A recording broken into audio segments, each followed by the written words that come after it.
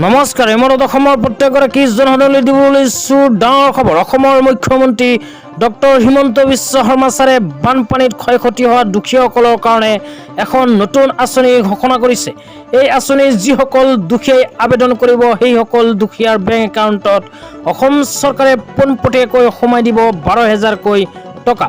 তো আপোনালোকৰ যদি বানপানীত ক্ষয়ক্ষতি হৈছে তেন্তে 12,000 টকা পাব বিচাৰিলে কেনেকৈ আবেদন কৰিব স্টেপ বাই স্টেপ এইটো ভিডিঅ'ত আপোনালোকক শিকাই দিম।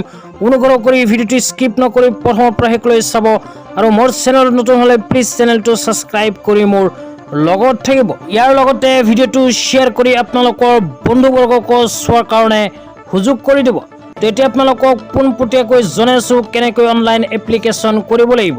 তো ইয়াৰ কাৰণে মই অফিচিয়েল ৱেবছাইটটো অপেন কৰি ৰাখিছোঁ। আপোনালোকে যদি অপেন কৰিব নোৱাৰে তেন্তে ভিডিঅ'টো চাই থাকক। ভিডিঅ'ৰ মাজত আপোনালোকক কৈ দিম অফিচিয়েল ৱেবছাইটটো কেনেকৈ অপেন কৰিব। অপেন কৰাৰ পিছত এনেকৈ ইণ্টাৰফেচ আহিলে প্ৰথমে লিখা চাব পাৰিব ফাৰ্মাৰ কৰ্ণাৰ। ফাৰ্মাৰ কৰ্ণাৰ যে লিখা আছে ফাৰ্মাৰ কৰ্ণাৰ অপশ্যনত আপোনালোকৰ ক্লিক কৰি দিব লাগিব। তো ফাৰ্মাৰ কৰ্ণাৰ অপশ্যনত যেতিয়াই ক্লিক কৰি দিব আপোনালোকৰ সন্মুখত এনেকৈ ইণ্টাৰফেচ আহিব ফাৰ্মাৰ এপ্লিকেশ্যন বুলি। তো ফাৰ্মাৰ এপ্লিকেশ্যন বুলি অহা ইণ্টাৰফেচৰ পিছত অকণমান তলতে লিখা চাব পাৰিব log in for farmer guest farmer. তো ৰাইট সাইডে লিখা আছে গেষ্ট ফাৰ্মাৰ। তো গেষ্ট ফাৰ্মাৰ অপশ্যনত আপোনালোকে ক্লিক কৰি দিব। তো গেষ্ট ফাৰ্মাৰ অপশ্যনত যেতিয়াই ক্লিক কৰি দিব ৰেজিষ্ট্ৰেশ্যন ফৰ্মখন এনেকুৱাকৈ খোল খাব।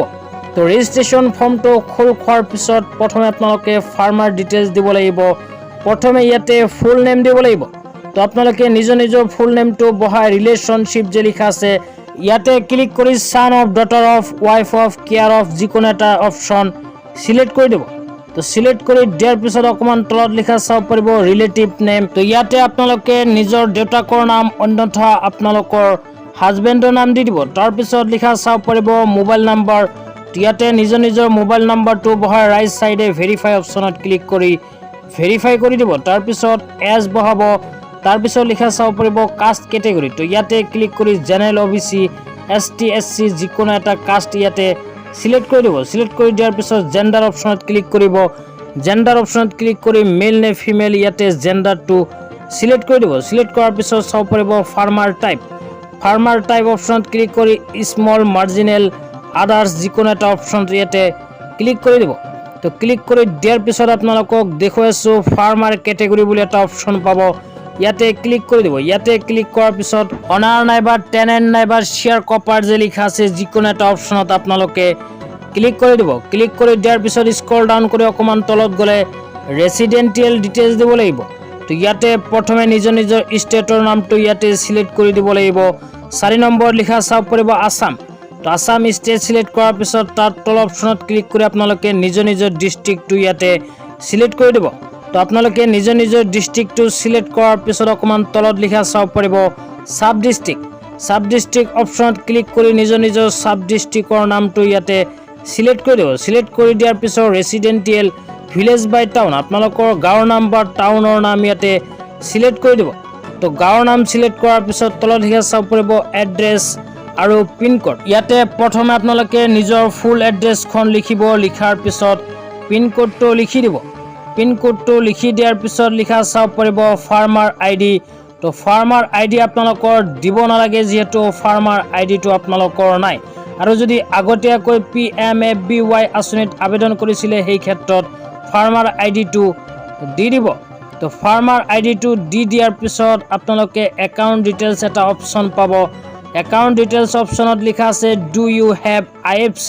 তো আপোনালোকৰ IFC কোড আছে যদি দি দিব, অন্যথা নিদিলেও হৈ যাব। তাৰপিছত তাৰ তল অপশ্যনত ক্লিক কৰি আপোনালোকৰ বেংকৰ ষ্টেট সিলেক্ট কৰিব। তাৰপিছত অপশ্যনত ক্লিক কৰি বেংকৰ ডিষ্ট্ৰিক্টখন ইয়াতে সিলেক্ট কৰি দিব। সিলেক্ট কৰাৰ পিছত লিখা চাব পাৰিব বেংক নেম। তো ইয়াতে ক্লিক কৰি আপোনালোকৰ কোনখন বেংকত একাউণ্ট সেই বেংকৰ নাম ইয়াতে সিলেক্ট কৰি দিব। তো বেংকৰ নামটো সিলেক্ট কৰি দিয়াৰ পিছত অকণমান তলত লিখা চাব পাৰিব বেংক ব্ৰাঞ্চ নেম। এইটো অপশ্যনত ক্লিক কৰি আপোনালোকে নিজৰ বেংক ব্ৰাঞ্চৰ নামটো ইয়াতে সিলেক্ট কৰি দিব। সিলেক্ট কৰি দিয়াৰ পিছত সেভিং বেংক একাউণ্ট নং যে লিখা আছে ইয়াতে নিজৰ বেংক একাউণ্ট নাম্বাৰটো বহাব। আকৌ কনফাৰ্ম সেভিং বেংক একাউণ্ট নাম্বাৰত সেই বেংক একাউণ্ট নাম্বাৰটো আকৌ বহাই দিব। বহাই দিয়াৰ পিছত তলত আহিলে লিখা চাব পাৰিব কেপচা। তো ক্যাপচা কেইটা এন্টাৰ ক্যাপচা কোড যে লিখা আছে এইটো ঘৰত বহাই ক্ৰিয়েট ইউজাৰ যে লিখা আছে এইটো অপশ্যনত ক্লিক কৰি দিলে ফাইনালি এপ্লিকেশ্যনটো হৈ যাব। তো এতিয়া আপোনালোকক জনাই আছোঁ এইটো কিহৰ এপ্লিকেশ্যন। এইটো হ'ল PMFBY আঁচনিৰ এপ্লিকেশ্যন। এই আঁচনিটো আৰম্ভ কৰিছে ভাৰত চৰকাৰে। আপোনালোকে যদি PMFBY আঁচনিত আবেদন কৰে বানপানীৰ ফলত ক্ষয় ক্ষতি হ'লে আপোনালোকে চৰকাৰৰ পৰা লাভ কৰিব ক্ষতিপূৰণ। তো এতিয়া আপোনালোকক জনাইছোঁ অফিচিয়েল ৱেবছাইটটো কেনেকৈ অপেন কৰিব। ইয়াৰ কাৰণে নিজৰ মোবাইলৰ ক্ৰম ব্ৰাউজাৰটো অপেন কৰিব। অপেন কৰি সাৰ্চ বাৰত লিখিব PMFBY স্কিম।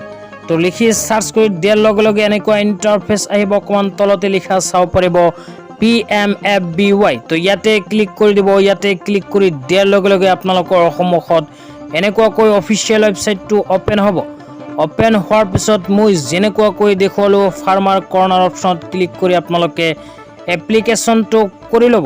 তো আপোনালোকে এপ্লিকেশ্যনটো নিজৰ মোবাইলতে কোনো সমস্যা নোহোৱাকৈ কৰি ল'ব পাৰিব। তো আঁচনিখনৰ বিষয়ে আকৌ আপোনালোকক বিস্তাৰিত জনাই আছোঁ। আঁচনিখনৰ নাম হ'ল PMFBY স্কিম। এই স্কিমৰ অধীনত আবেদন কৰা কৃষকসকলৰ খেতি বাতি যদি বানপানীৰ ফলত ক্ষয় ক্ষতি হয় তেন্তে চৰকাৰে প্ৰদান কৰিব 12,000কৈ টকা। তো আজি ইমানেই।